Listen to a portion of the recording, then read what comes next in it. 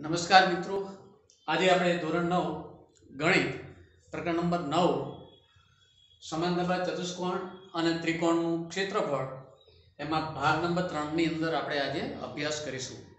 મિત્રો, અગાઉ આપણે ભાગ 2 ની અંદર બે સમાંતરબાજ ચતુષ્કોણ હોય અને બંને સમાંતરબાજ ચતુષ્કોણ એક જ પાયા ઉપર આવેલા હોય તથા સામેના શિરોબિંદુ એક જ રેખા પર, એટલે કે બંને સમાંતર બાજુ ચતુષ્કોણ એક જ પાયા ઉપર અને સમાંતર બાજુઓની એક જ જોડની વચ્ચે આવેલા હોય તો તેમના ક્ષેત્રફળ સમાન થાય એની વાત આપણે અગાઉ વાત કરી ગયેલા. હવે સમાંતર બાજુ ચતુષ્કોણનું ક્ષેત્રફળ શોધવું હોય તો પાયો અને એને અનુરૂપ વેધના ગુણાકાર જેટલું થાય એની વાત કરી ગયા. આજે મિત્રો હવે આ ભાગ 3 ની અંદર આપણે બે ત્રિકોણો વિશેની વાત કરવાની છે અને આ બંને ત્રિકોણો એક જ પાયા પર આવેલા હોય અને સમાંતર બાજુની એક જ જોડ વચ્ચે આવેલા હોય તેવા બે ત્રિકોણોના ક્ષેત્રફળ કેવા થાય એના વિશે થોડીક અહીંયા આપણે ચર્ચા કરીશું. તો શરૂઆત કરીએ પ્રમેય 9.2. એક જ પાયા પર અથવા સમાન પાયા પર આવેલા અને બે સમાંતર રેખાઓની જોડની રેખાઓ વચ્ચે આવેલા હોય એવા બે ત્રિકોણના ક્ષેત્રફળ પણ હંમેશા સમાન થાય છે. મિત્રો, આપણે યાદ રાખીશું સમજ માટે જો વાત કરીએ,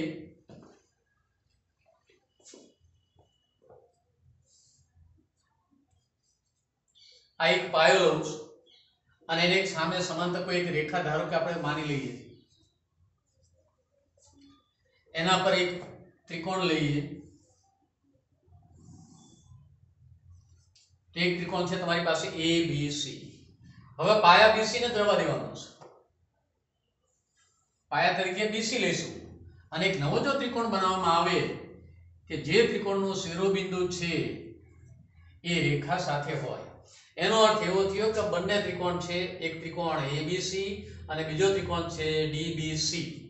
બંને ત્રિકોણનો પાયા BC એક જ છે અથવા સમાન છે તેમ કહેશું.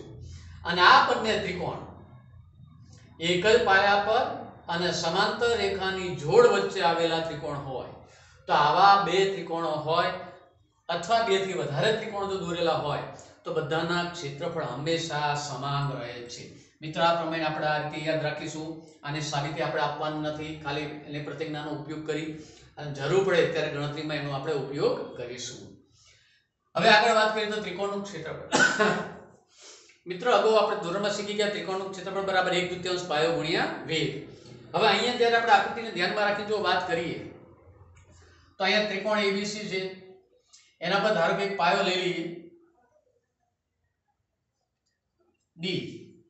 તો ABC નું ક્ષેત્રફળ 1/3 ગુણાકારમાં પાયો કયો લીધો કે BC અને એને અનુરૂપ વેધ કયો છે AD.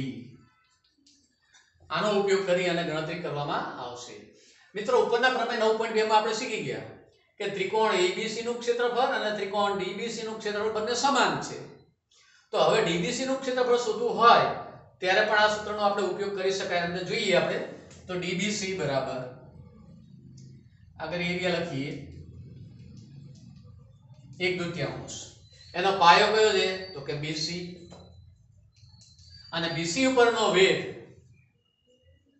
કયો લઈ શકાય AD. તો આ પરથી પણ આપણે જાણી શકીએ કે બંનેના ક્ષેત્રફળ હંમેશા મૂલ્ય કેવા થશે સમાન થશે.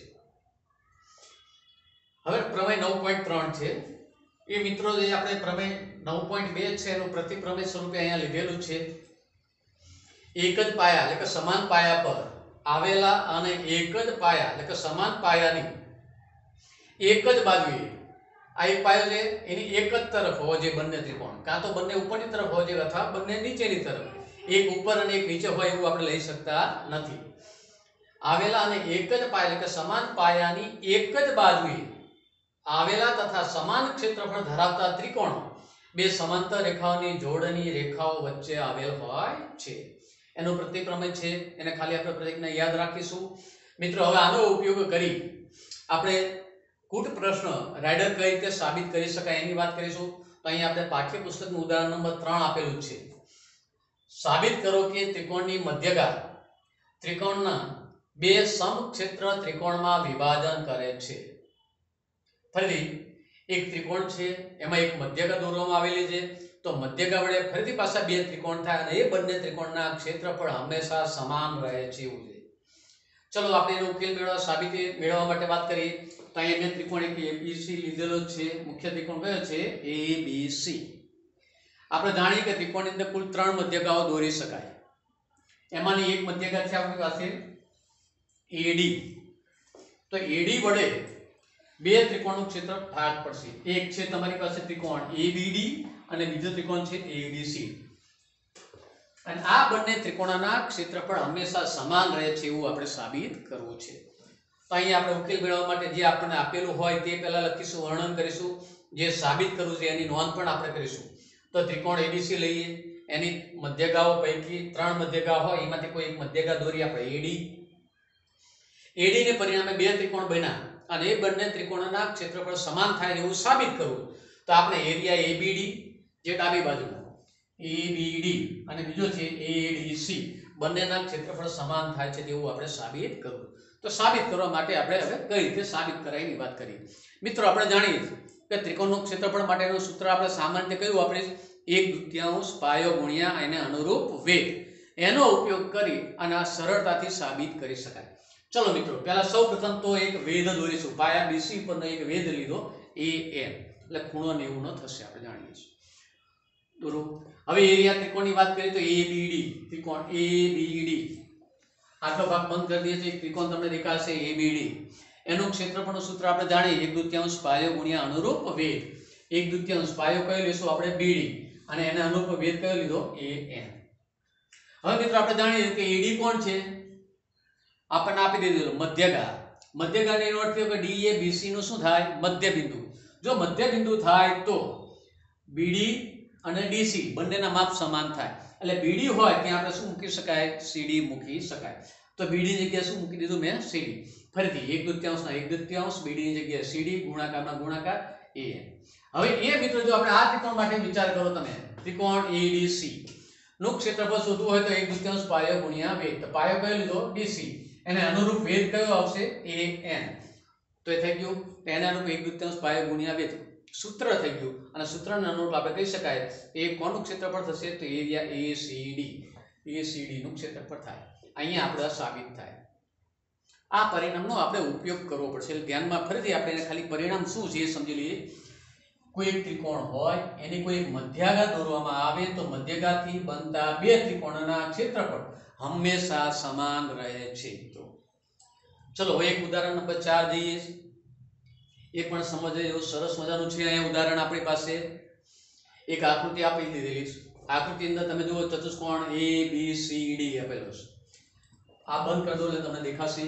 ચતુષ્કોણ છે ABCD અને બીજો એક ત્રિકોણ છે અહીંયા ADE.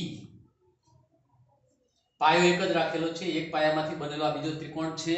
તો અહીંયા આ બંનેના ક્ષેત્રફળ સમાન છે તેમ સાબિત કરવું. એની એક શરત આપી દીધેલી છે આપણને. AC અને BE સમાંતર હોવા જોઈએ. ચલો આપણે આપીએ, રકમની વાંચીએ પહેલા. ઉદાહરણ નંબર 4 પુસ્તકમાં આકૃતિ આપણને આપેલી છે તૈયાર. આકૃતિની અંદર ABCD એક ચતુષ્કોણ છે. BE સમાંતર AC, લાલ લીટી મેં મારેલી. BE સમાંતર AC એકબીજાને સમાંતર છે. રેખા DC ને લંબાવતા આ રેખાને જો લંબાઈએ તો આ BE એકબીજાને E બિંદુમાં છેદે છે. હવે આપણે સાબિત કરવું છે તો ત્રિકોણ EDE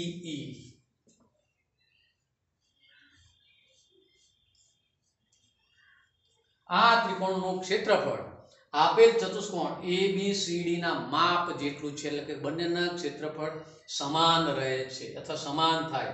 તો સાબિત કરું કે ત્રિકોણ ADE નું ક્ષેત્રફળ એ ચતુષ્કોણના ક્ષેત્રફળ જેટલું થાય છે. મિત્રો બહુ એકદમ ઈઝી છે, સરળતાથી આપણે સાબિત કરી શકીએ. એમાં તમારે ખાસ આકૃતિને સમજવાની છે. આકૃતિને સમજવા માટે ધારો કે હું આ ભાગને બંધ કરી દઉં તો આની અંદર તમને બે રેખા એકબીજાને સમાંતર છે તેવું આપણને જોવા મળશે. કઈ બે છે? તો સરળતાથી જાણી શકાય કે AC અને B જે આપણને આપેલું છે પક્ષમાં, આ બંને સમાંતર છે. હમણાં જ અહીંયા આપણે પ્રમેય 9.2 શીખી ગયા કે બે સમાંતર રેખાઓની વચ્ચે આવેલા બે ત્રિકોણ હંમેશા ક્ષેત્રફળ સમાન રહે છે. અહીંયા બે ત્રિકોણની વાત કરીએ તો એક ABC, પાયો કયો લીધો આપણે? AC ને પાયા તરીકે લઈ લઉં. એને પરિણામે એક ત્રિકોણ બન્યો તમારી પાસે ABC અને બીજો એક ત્રિકોણ થશે ACE. એ બંને ત્રિકોણના ક્ષેત્રફળ સમાન થાય. બસ જો આટલું યાદ રહી જાય તો આને સાબિત કરવું એકદમ સરળ અને સહેલું છે. ચલો મિત્રો હવે સાબિતીની વાત કરીએ. તો સાબિતીમાં આપણે જે આપેલું છે એનું વર્ણન કરી લઈએ. પહેલા BAC જે એક ત્રિકોણ બનશે આ બે દ્વારા, અને બાકીનો એક ત્રિકોણ છે ACE અથવા EAC, બંને નામ આપી શકાય. એ બંને એક જ પાયો એટલે AC મેં જાડી રેખા દોરી એના પર આવેલા બે ત્રિકોણ, અને બંને ત્રિકોણ કેવા છે?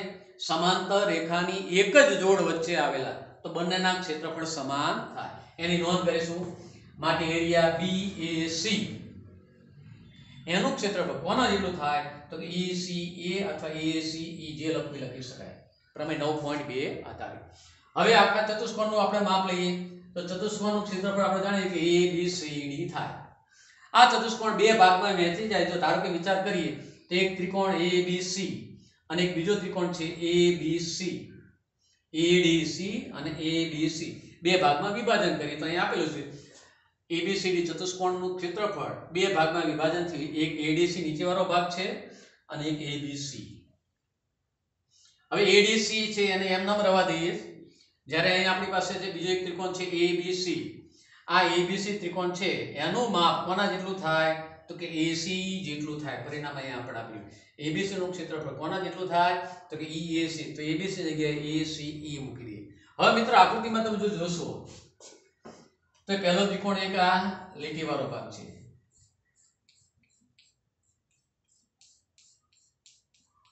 એની અંદર વધારાનો એક ત્રિકોણ ઉમેરી દીધો. કયો? ACE.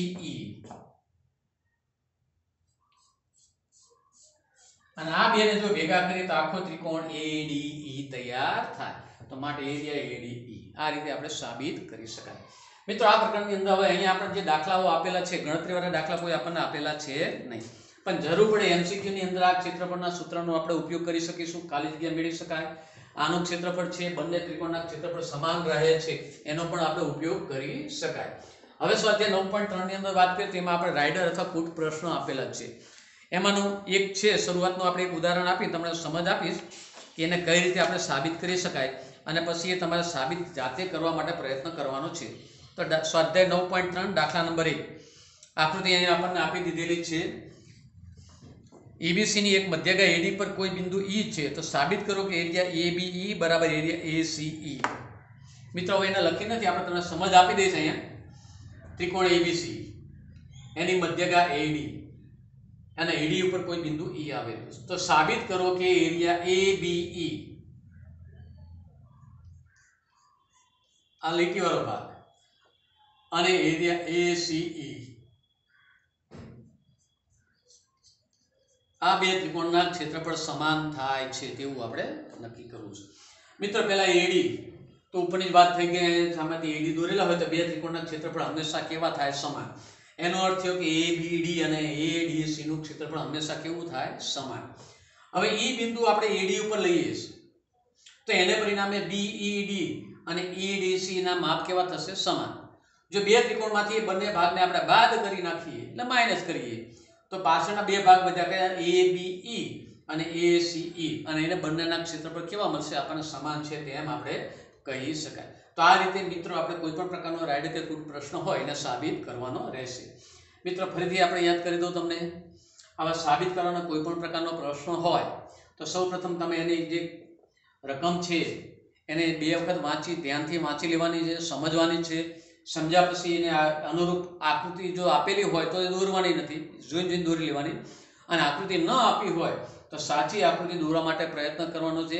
એને નામકરણ આપવાનું છે. નામકરણ આપ્યા પછી આપણને ખરેખર રકમની અંદર શું આપેલું છે એની નોંધ કરવાની છે. તો અહીંયા જે આપણે નોંધ કરી બતાવી હતી, અહીંયા પણ નોંધ કરેલી બતાવેલી છે. એ પ્રમાણે જે આપેલી હોય તે, અને આપણે શું સાબિત કરવું છે એ ખાસ ગણો, અને પછી સાબિત કરવા માટે પ્રયત્ન કરવાનો. માનો કે મિત્રો અડધો દાખલો થાય તો પણ આપણને સરળતાથી, જેને આપણે પક્ષ અને સાધ્ય કહેતા પહેલા, એ આપેલું છે અને શું સાબિત કરવું એની નોંધ કરો તો સરળતાથી આપણે ધારો કે 3 માર્કનો પ્રશ્ન હોય તો 1 માર્ક તો આપણને સરળતાથી મેળવી શકાય. અને પછી એ આકૃતિમાં જે સિદ્ધાંતો લાગતા હોય, જે પ્રમેયનો ઉપયોગ થતો હોય, જે સૂત્રનો ઉપયોગ થતો હોય એનો ઉપયોગ કરી અને સાબિત કરવા માટે પ્રયત્ન કરી શકાય. તો મિત્રો અહીંયા આપણે પ્રકરણ નંબર જે 9 છે એ ટોટલ 3 ભાગમાં આપણે અહીંયા પૂર્ણ જાહેર કરીએ છીએ. મિત્રો ફરીથી આજે આપણે શું નવું શીખ્યા? તો પ્રમેય 9.2 છે, બે સમાંતર રેખાની વચ્ચે આવેલા ત્રિકોણ છે એના ક્ષેત્રફળ હંમેશા સમાન થાય એની વાત કરી ગયા. પછી બીજું એક આપણે વાત કરી ગયા, કોઈ એક ત્રિકોણ આપેલી હોય એની મધ્યગા દોરેલી હોય તો મધ્યગાના પરિણામે જે બે ત્રિકોણ થાય તેના ક્ષેત્રફળ હંમેશા સમાન રહે છે. ત્રિકોણનું ક્ષેત્રફળ શોધવા માટેનું સૂત્ર 1/2 પાયો ગુણ્યા વેધનો આપણે ઉપયોગ કરીશું. અને એક અગત્યની વાત અહીંયા આવી ગઈ કે જે તમારા રચનામાં દોરવામાં પણ કદાચ આવશે કે એક ચતુષ્કોણ છે ABCD, એનો કોઈ એક ભાગને કાપી લઈએ અને એને સમાંતર રેખા સાથે જો જોડી દેવામાં આવે તો એક ત્રિકોણ તૈયાર થાય, તો એ ત્રિકોણનું ક્ષેત્રફળ મૂળ ચતુષ્કોણના ક્ષેત્રફળ જેટલું થાય છે. અને સ્વાધ્યાયનો એક દાખલાની વાત કરી છે. તો મિત્રો આટલું તમારે નોટ વર્કની અંદર સમજી અને લખવાનું રહેશે. અને ત્યારબાદ જરૂરિયાત જ્યારે તમને જાણ કરવામાં આવે ત્યારે નોટ છે એ આપણે સ્કૂલની અંદર શાળાની અંદર બતાવવા માટે આપવાની રહેશે. અસ્તુ. જય હિન્દ. આભાર.